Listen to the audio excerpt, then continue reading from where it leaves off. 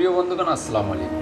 আশা করি যে যেখানে আছেন ভালো আছেন, সুস্থ আছেন। প্রতিদিনের মতো আজকেও আপনাদের মাঝে উপস্থিত হলাম নতুন একটি ভিডিও নিয়ে। শ্রদ্ধেয় বন্ধুগণ, আজকে আমরা এই ভিডিওতে জানার চেষ্টা করব প্রবল ঝড়, বৃষ্টি এবং ভূখণ্ড তলিয়ে যাওয়া, এমনকি এ ধরনের মহা দুর্যোগগুলো আল্লাহ তাআলা আমাদেরকে কেন দিয়ে থাকেন সেই সম্পর্কে জানবো এবং এর থেকে বাঁচার উপায় কি সে সম্পর্কে পুরোপুরি বিস্তারিত তুলে ধরবো আজকের এই ভিডিওতে। তাই ভিডিওটি না টেনে পুরোপুরি দেখার অনুরোধ রইল এবং শুরুতেই বলে নিচ্ছি, আপনি যদি আমার চ্যানেলে নতুন হয়ে থাকেন তাহলে একটি সাবস্ক্রাইব করে পাশে থাকবেন এবং ভিডিওটি ভালো লাগলে বেশি বেশি শেয়ার করে অন্যদেরকে দেখার সুযোগ করে দিবেন।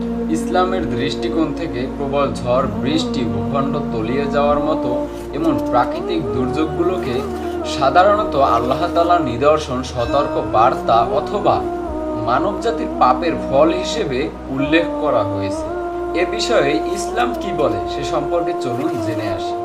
আল্লাহ তাআলার সতর্ক বার্তা ও পরীক্ষা। পবিত্র কুরআনে বলা হয়েছে, জলে বা স্থলে বিপর্যয় ছড়িয়ে পড়ার কারণ মানুষের নিজ হাতে অর্জন বা পাপ কাজ, যাতে তারা সঠিক পথে ফিরে আসে। সূরা রুম আয়াত নাম্বার 41। পাপের শাস্তি। প্রিয় নবী হযরত মুহাম্মদ সাল্লাল্লাহু আলাইহি ওয়াসাল্লামের বিভিন্ন হাদিসে উল্লেখ করা হয়েছে যে সমাজে যখন অশ্লীলতা, মিথ্যা সাক্ষ্য এবং অন্যায় বিপুলভাবে ছড়িয়ে পড়ে, তখন আল্লাহ তাআলা বিভিন্ন ধরনের গজব বা প্রাকৃতিক দুর্যোগ দিয়ে থাকেন। যেমন ব্যাপক ঝড়, বৃষ্টি, ভূমিধস এই ধরনের প্রাকৃতিক দুর্যোগগুলো দিয়ে থাকেন। প্রাকৃতিক দুর্যোগ ও আল্লাহ তাআলার হুকুম। বৃষ্টি, বাতাস এবং ভূপ্রকৃতি সম্পূর্ণ আল্লাহ তাআলার নির্দেশে পরিচালিত হয়। মুষলধারে বৃষ্টি বা প্লাবনের মতো ঘটনাগুলো প্রাকৃতিক নিয়মের পাশাপাশি আল্লাহ তাআলার সুনির্দিষ্ট ইচ্ছার বহিঃপ্রকাশ হিসেবে বিবেচিত হয়।